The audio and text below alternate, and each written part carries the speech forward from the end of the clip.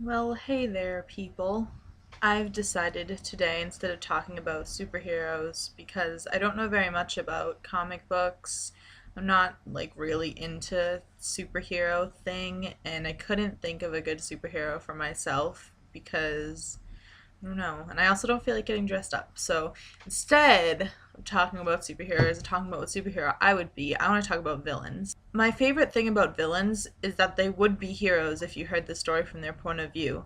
Because a villain is just a character who believes that the things that they're doing are the right things to be doing. They just have a different moral set of morals from your hero. And there's not really much that says one is good and one is bad, at least when the villain is constructed well. If the villain is constructed well, you should be able to see their side of an argument.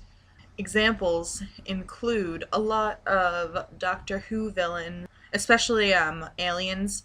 They're constructed so that although their views oppose humanity's, they're not necessarily wrong. The Death Eaters in Harry Potter, they just believe that they are right, that wizard kind should be purely wizard, that it should not mix with muggles, and that is strictly their point of view. And that's what makes them a villain to us because we don't believe that that's correct because we side with Harry Potter's side of the argument. Villains sort of get a bad rap, obviously, because they're supposed to be evil, but I think when villains are constructed correctly, they're far more interesting.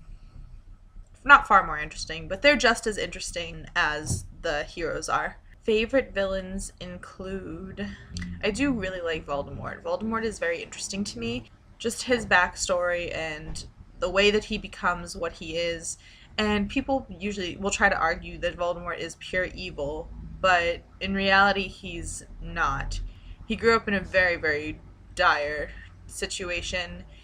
He believes these certain things because of that situation. People say that Voldemort is evil because he has no love. He doesn't have the capacity to love, and that makes him purely evil. But I believe that he just thinks that the capacity to love is weak, and that's why he's eradicated it from himself.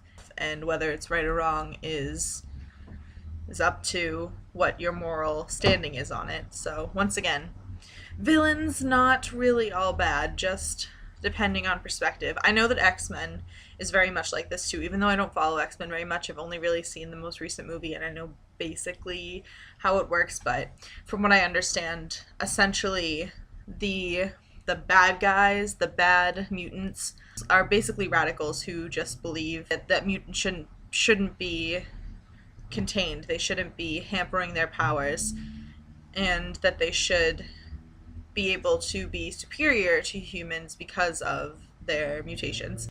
I think villains interest me so much because I think if I was in something, I might be a villain because I tend to sort of have an opposition to the majority, I guess, on a bunch of issues, and I think that would put me into certain circles.